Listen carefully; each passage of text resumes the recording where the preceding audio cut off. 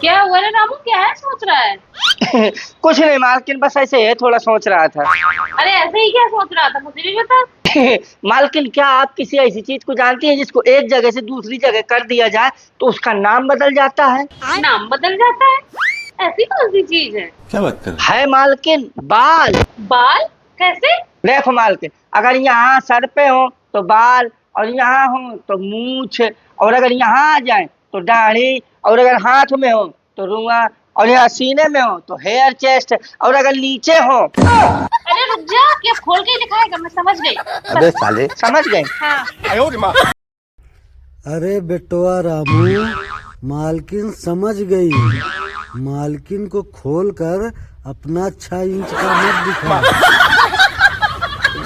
प्यारी समझ गई। एक नंबर के छिनारा हो।